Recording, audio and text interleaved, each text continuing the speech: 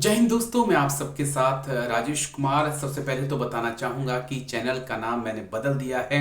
अब defence discussion के नाम से मैंने अपने इस चैनल को रिक्रिएट किया है। दरअसल डिफेंस तक ऐसे लगता था कि आज तक से चुराया हुआ है, तो कुछ मज़ा नहीं आ रहा था। इसलिए मुझे लगा कि डिफेंस डिस्कशन ज़्यादा बेटर है, क्योंकि डिफेंस की बात होगी और ज़्यादातर मेरा फोकस यही होता है कि मैं अपने सीनियर्स के साथ बैठूं, किसी एक मसले पर, किसी एक मुद्दे पर उनके साथ चर्चा करूं और कोशिश हो कि कुछ एक रिजल्ट उस बातचीत का निकले। तो उस आधार पे मैं बातचीत अपने एक्सपर्ट्स के साथ, अपने सीनियर्स के साथ करता हूं। इसलिए इसका नाम डिफेंस डिस्कशन मैंने रख दिया है।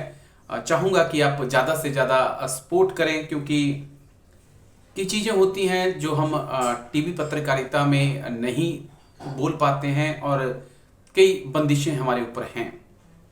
लेकिन ये एक ऐसा मंच है सोशल मीडिया का जहाँ पर मुझे लगता है कि खुलकर बात रखी जा सकती है, खुल के आप सवाल पूछ सकते हैं।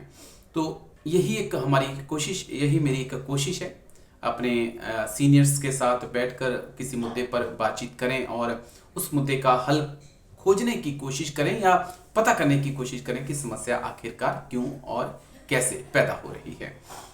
तो आज बात पाकिस्तान की करना जरूर मैं चाहूँगा, क्योंकि जो भी आता है वही पाकिस्तान को बजा के चला जाता है।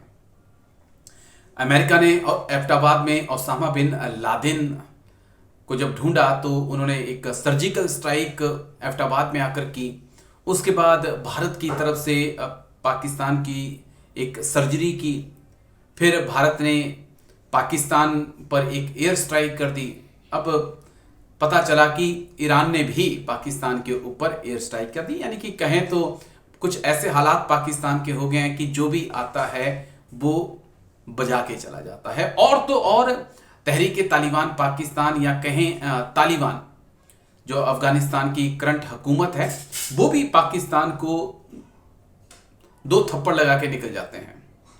तो ये हालत पाकिस्तान की हो रखी है। बेशक वो ये दावा कर रहा है कि वो दुनिया का टॉप 10 में आने वाला देश है मिलिट्री तौर पर, लेकिन हकीकत ये है कि ईरान हो, भारत हो या फिर अफगानिस्तान हो, सब चपेट उसको लगा देते हैं। मज़ेदार बात तो यहाँ तक है कि पाकिस्तानी आर्मी को जो चीनी वर्कर्स जो पाकिस्तान के अंदर काम कर रहे हैं, इंजीनियर्स हैं या वर्कर मजदूर हैं, वो भी दो लगा के चले जाते हैं। तो ये हालत पाकिस्तान की हो रखी है। लेकिन ये हालात बने क्यों? दरअसल दोस्तों, हिंदुस्तान अगर परेशान है आतंक की वजह से, तो पूरा क्रेडिट पाकिस्तान को जाता है। अगर अफगानिस्तान, आज ये हालात अफगानिस्तान के हैं, तो इसका पूरा क्रेडिट, श्रेय जो है वो पाकिस्तान को जाता है। अगर बात आप ईरान के अंदर हो रहे हमलों की करें, तो जैश अल असद हों या दूसरे आतंकी संगठनों, कहीं ना कहीं उनका ताल्लुकात भी पाकिस्तान से हैं। दुनिया के लगभग 44 से ज़्यादा आतंकी संगठन जो हैं, उनकी जड़ें पाकिस्तान के अंदर हैं। यही कारण है कि अमेरिका को भी पता था कि ओसामा बिन लादेन जो है वो एबटाबाद में छिपा हुआ है, और भारत को भी पता है कि लश्कर, जैश, हुज़ी के जितने कमांडर हैं वो सारे पाकिस्तान के अंदर हैं। यही कारण है कि जो भी आए पाकिस्तान को दो चपेट मारकर चला जाए। और जनरल मुनीर के पास कुछ है नहीं, सिर्फ वो दहाड़ सकते हैं, एलओसी पर आकर अपने सैनिकों को मोटिवेट कर सकते हैं, ईरान सीमा पर मोटिवेट कर सकते हैं। लेकिन वाकई में इस वक्त पाकिस्तान कहें या जनरल मुनीर ऐसे फंस गए हैं जहां पे उन्होंने चारों तरफ अपने दुश्मनों को क्रिएट किया हुआ है। इसी मुद्दे को लेकर हमने जाने माने डिफेंस एक्सपर्ट हैं मेजर मोहम्मद अली शाह सर, उन्होंने पाकिस्तान सीमा पर काम भी किया है। उनसे हमने बातचीत की और समझने की कोशिश की कि आखिरकार ऐसा क्यों कि जो भी आए और पाकिस्तान को बजा के चला जाए। सुनिए सर क्या कुछ कह रहे हैं, सुनिए। पाकिस्तान के ऊपर ईरान की एयर स्ट्राइक, फिर पाकिस्तान की तरफ से ईरान पर एयर स्ट्राइक, क्या समझ रखा है दुनिया दुनिया ने? पाकिस्तान जो भी आता है बजा के चला जाता है। कभी हिंदुस्तान इधर से थप्पड़ एक देता है, कभी उस तरफ से ईरान की तरफ से एक थप्पड़ आ जाता है, कभी अमेरिका आकर जो है वो ओसामा बिन लादेन को उठा के ले जाता है। कैसे देखें हम इस वक्त पाकिस्तान को? मैं बताता हूँ, देखिए जब 14 अगस्त 1947 में पाकिस्तान का इंडिपेंडेंस हुआ तो उनको मान्यता पहला मुल्क देने वाला कौन था? ईरान था। बिल्कुल सर। और 1965 में हिंदुस्तान का जब जंग हुआ पाकिस्तान से तो उनको सपोर्ट किया ईरान ने। 1970 ओके। वाले 71 के युद्ध में भी जब हिंदुस्तान का जंग हुआ पाकिस्तान से, लिबरेशन ऑफ बांग्लादेश जो जंग है, बैटल ऑफ लोंगेवाला, तो उनको पाकिस्तान को सपोर्ट मिला ईरान से। जब जी। ईरान में एक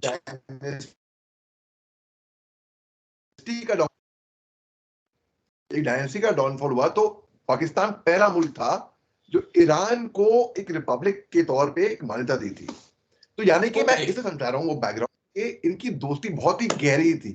वो अलग बात ठीक है। रही कि ईरान में शिया है और पाकिस्तान में ज्यादातर सुन्नी भी थे, वो अलग बात रही। अब आप देखिए पाकिस्तान में जो एयर स्ट्राइक हुई अब जो ईरान ने करी, जैसे अदल आउटफिट जो कि जस्टिस सो टू से अरबिक में कहलाते हैं। देखिए इनका क्या है ना, इन्होंने और ये जो एयर स्ट्राइक हुई है तकरीबन 100 किलोमीटर दूर पाकिस्तान के अंदर बॉर्डर में हुई है। ठीक है। अमेरिका ने कि अटोआबाद में उनके जो नेवी सील्स थे उन्होंने आके उसामा बिन लादेन को मारा था, घर में घुस के मारा। हमने इन पे सर्जिकल स्ट्राइक करी, इन पे एयर स्ट्राइक करी, हमारा एक मिसाइल गलती से भी इन पे गिर गया, अभी ईरान ने आके मार दिया। तो मतलब कोई इज्जत नहीं लगी, ये जोकर बन गया बिल्कुल कि कोई भी आता है घर में थप्पड़ मार के चल जाता है। अरे हम क्या देखते रहेंगे क्या है? तो इनको तो रिएक्ट करना था। बिल्कुल। अच्छा, पिछले साल क्या हुआ? ईरान और पाकिस्तान के बॉर्डर गार्ड्स में भी फायरिंग हुई थी पानी को लेके। ईरान की जी जी। सुप्रीमो खेमनी साहब ने बोला था कि भाई ये पानी जो है उनका है, अयतुल्ला साहब ने, उनके जो बिल्कुल सर। सुप्रीमो है। तो अब ईरान ने भी पाकिस्तान को जवाबी कार्रवाई करनी थी क्योंकि इंटरनेशनल कम्युनिटी में उनकी कोई इज्जत नहीं रहती। और मजे की बात बिल्कुल यह सर। है कि इस एयर स्ट्राइक से ठीक एक दिन पहले पाकिस्तान के केयरटेकर प्राइम मिनिस्टर और ईरान के फॉरेन मिनिस्टर स्विट्जरलैंड में आपस में हाथ। तो ये वो साथ में बड़ा। थे ये जी सब। जी जी। और चलिए एक और बात बड़े ठीक मजे है। की बात है, ये एयर जी जी स्ट्राइक से जी। कुछ देर पहले ही, कुछ देर, मैं दिन नहीं बोलूंगा, कुछ देर पहले ही पाकिस्तान के आपस में हाथ। एयरफोर्स ने एक वीडियो जारी किया।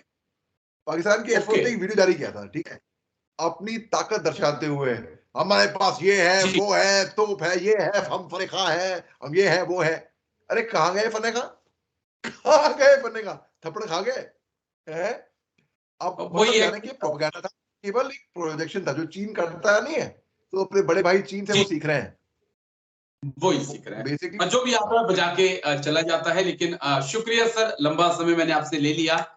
तमाम पहलुओं को आपने इतनी बारीकी से समझाया। शुक्रिया इसके लिए। Thank you. जय हिंद सर। जय हिंद राजेश जी, थैंक यू, हमेशा मजा आता है आपसे बात करते हुए। Thank you. Thank you.